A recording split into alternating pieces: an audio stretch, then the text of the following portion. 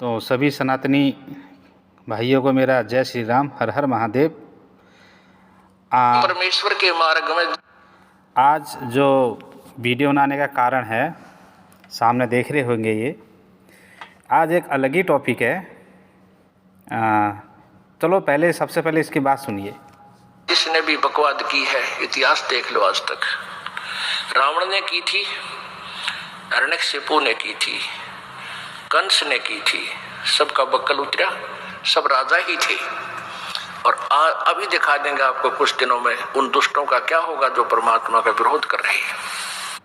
हाँ, क्या कहा इन्होंने कि जो परमात्मा का विरोध करता है उसका बक्खल उतरता है।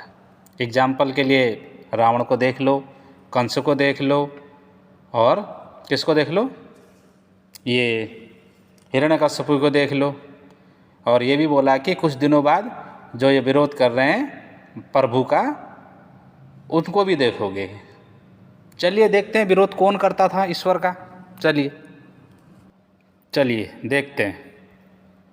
की संख्या में दर्शक थे, सीता जी नहीं जली और सब ने कहा कि भगवान निष्कलंक है, माई निष्कलंक है। और इतनी कठोर परीक्षा लेकर के वापस अपने घर लाया था। और फिर एक व्यक्ति के कहने से श्री रामचंद्र जी ने उसको निकाल दिया, अपनी पत्नी को। तो कहाँ गई वो उसका अपना जजमेंट? तो ऐसे ये राजा के योग्य भी नहीं थे ये लोग, और हम इनको भगवान मान रहे थे। एक गर्भवती औरत को अपनी को घर से बाहर निकाल देता है, कहीं मरो कहीं जाओ, कोई बात थी? फिर परीक्षा लेने की क्या जरूरत थी? और क्यों इतनी दुनिया मरवाई, फिर छोड़ देता रहे, रावण के पास ही रहती हो। चलिए इसकी इतनी सी बकवास सुनते हैं, क्योंकि बकवास बहुत लंबी चौड़ी है इसकी। अब इसने कभी शास्त्र पढ़े नहीं, रामायण पढ़ी नहीं कि माता सीता को क्यों त्यागा, और जो मरे थे वो जीवित भी हो गए थे दोबारे, ये तो नहीं पढ़ा इसने। ठीक है, प्रभु श्री राम ने ही जीवित करवा दिया था इनको जो मरे थे। ठीक, और प्रभु श्री राम ने माता सीता का त्याग क्यों किया ये भी नहीं पढ़ा इसने, पर निंदा करने में लग गया। इसने कहा था ना, अभी पीछे दिखाया ना मैंने, कि जो निंदा करता है ईश्वर की उसका बक्खल उतरता है। अब बक्खल किसका उतरा था आप लोगों को पता ही है। चलो कुछ झलकियां हम आपको दिखा देते हैं कि बक्खल उतरना किसे कहते हैं। चलिए हम आपको दिखाते हैं।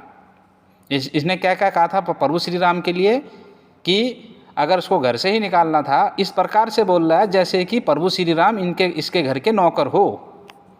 जो करोड़ों हिंदुओं के आराध्य हैं उसको इस प्रकार से ये बोल रहा है जैसे कि इसके घर के वो नौकर हो। बताइए, दूसरे की आस्था पे लात मारना तो कोई रामपाल से सीखे। हाँ, हमने कभी भी संत कबीरदास जी का अनादर नहीं किया, कभी नहीं किया। हमारी एक वीडियो बना के, वीडियो निकाल के देख लीजिए, हमने इतनी लाइव करी है, इतनी वीडियो बनाई है हमने। संत कबीरदास जी का हमने कभी अनादर नहीं किया, जिनको ये ईश्वर मानते हैं। हम नहीं करेंगे ना, क्योंकि उनकी गलती नहीं है, गलती उनकी है जिन्होंने संत कबीरदास जी का मिस यूज करके पाखंड फैलाया। तो रामपाल की जो विरासत खड़ी हुई वो कहाँ से खड़ी हुई? निंदा के ऊपर। मुझे रामपाल के चेलों को मैं चैलेंज देता हूँ कि रामपाल का कोई 1-1.5 घंटे का सत्संग इसने किया हो और इसने किसी भी संत की निंदा, किसी संत की निंदा या किसी देव निंदा इसने ना करी हो, ऐसा एक मेरे को सत्संग इसका सुना देना मेरे को। हर एक वीडियो में, हर एक सत्संग में इसने किसी ना किसी की निंदा करी है। या तो हमारे ऋषि मुनियों की निंदा करी है, या हमारे आराध्यों की निंदा करी है, कुछ ना कुछ इसने बोल ही रखा है। उसको सत्संग नहीं बोलते हैं, उसको कुत्संग बोलते हैं। सत्संग का अर्थ होता है जहाँ सिर्फ सत्य की बात हो, ईश्वर की बात हो। यहाँ तो ईश्वर की तो बात ही नहीं हो रही है, ईश्वर के जगह निंदा हो रही है उस जगह, तो वो सत्संग कहाँ रह गया फिर? वो रामपालियो कभी दिमाग लगाना कि सत्संग किसे कहते हैं और कुत्संग किसे कहते हैं। खैर ये बात अलग है। तो क्या कहा था कि जो ईश्वर की निंदा करता है उसका बक्खल उतरता है। चाहे रावण को देख लो, कंस को देख लो, या हिरण्यकशिपु को देख लो। अब बक्खल किसका उतरा आप लोगों को पता ही है। हम फिर से उनकी झलकियाँ दिखाते हैं आपको, जिससे रामपालियों की भी यादें ताज़ा हो जाए और जो हमारे सनातनी भाई हैं वो भी देख लें एक बार। चलिए, ये देखिए, यहाँ पंखा तक नहीं है, इनके इसमें पंखा तक नहीं है, देखो।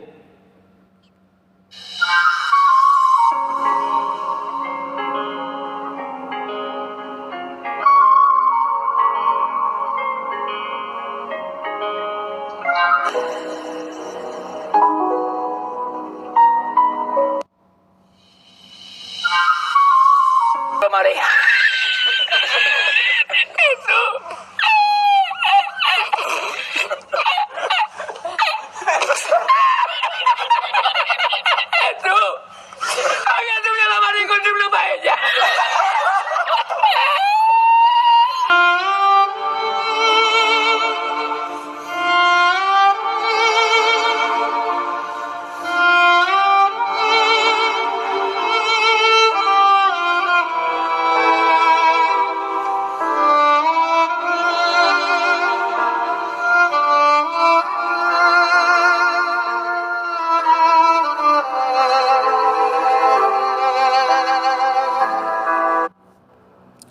जेल में लाइट तक नहीं है, देखिए ये कैमरे की लाइट जा रही है, देखो कैमरे का जो फ्लैश लाइट होता है उससे बनाई जा रही है वीडियो। इसे बोलते हैं बक्खल उतारना। चलिए,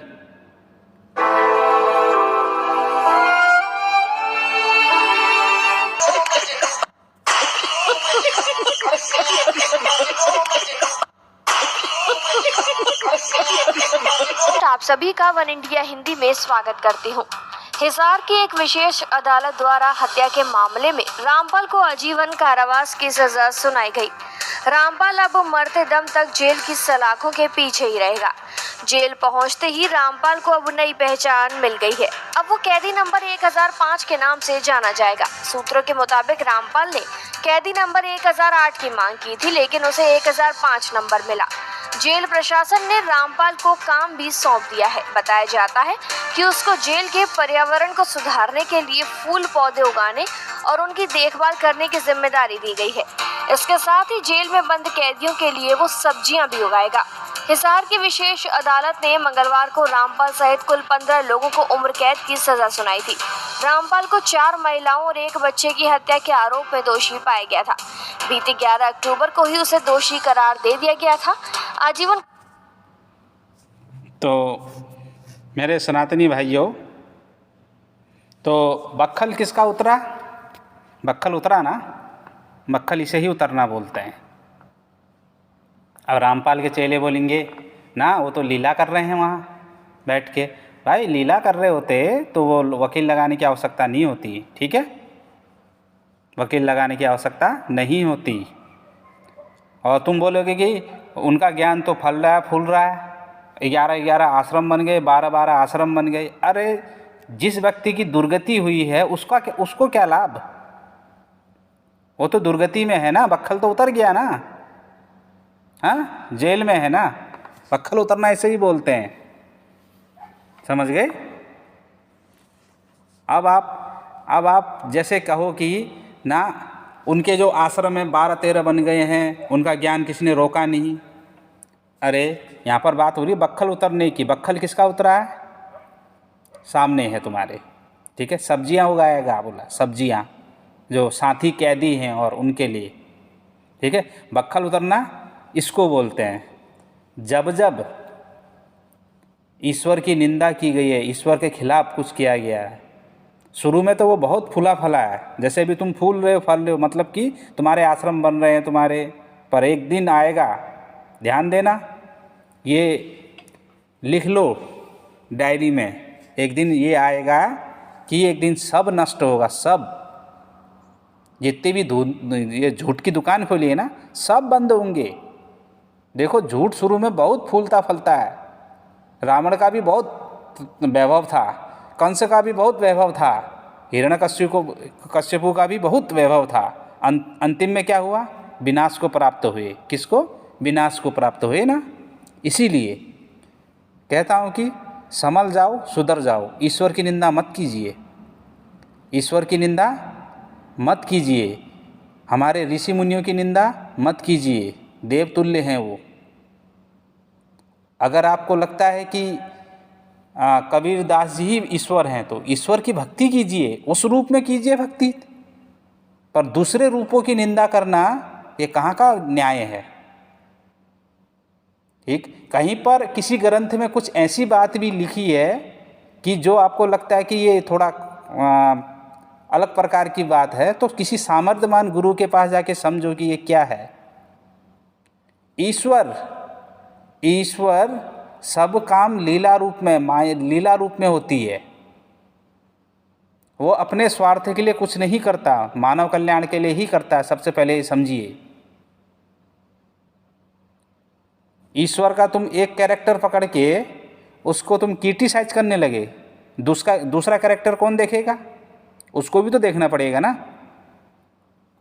तो बक्खल उतरना इसको बोलते हैं। ठीक है, तो मेरे सनातनी भाइयों, इस वीडियो को ज़्यादा से ज़्यादा शेयर करना और लाइक कर देना और कमेंट में बताना कि कैसी रही वीडियो। ठीक है, तो इसी के साथ सभी को जय श्री राम, हर हर महादेव।